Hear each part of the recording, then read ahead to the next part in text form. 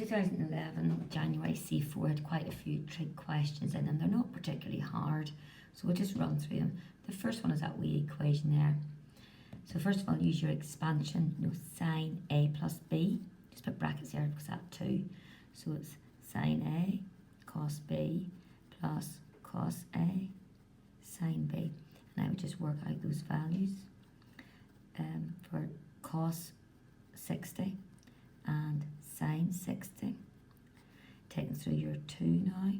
So 2 times that just gives you sine, and 2 times that just gives you root 3 cos.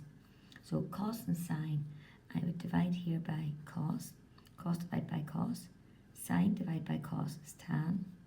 Cos divided by cos is cos. Bring it over to our side.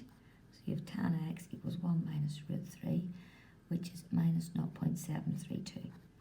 So your principal angle, inverse tan 0.732 gives you 36.2 degrees. Now between 180 and minus 180, so it's a split interval. Not 90, 180, minus 90, minus 180, CAST. Tan was negative, so it's this quadrant. And it's this quadrant, so the bottom one is the underneath angle. So x is minus 36.2, and the other one is 180 minus that, giving you 144 to 3 significant figures. The next one we're going to look at is question 5, part 1. So it's a show that question. So I'll write out the left hand side here. So the left hand side is tan x sec 4x. That could be written as tan x sec squared x sec squared x. Sec squared is 1 plus tan squared. So just pop that in there, and I'll leave this sec squared.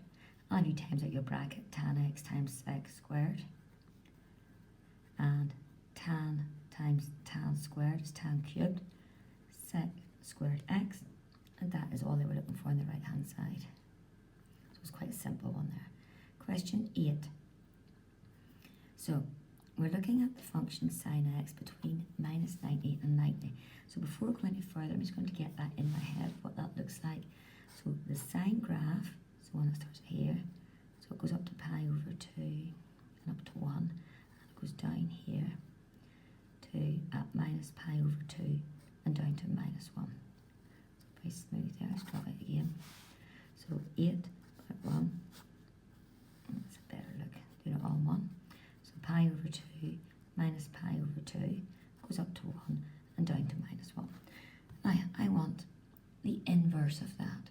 So the inverse is when you reflect in the line y equals x. So what was x becomes y, and what was y becomes x, and so on and so forth. The question just asked me to write down the inverse function. So I have sine x. So the inverse of that is arc sine. So arc sine x.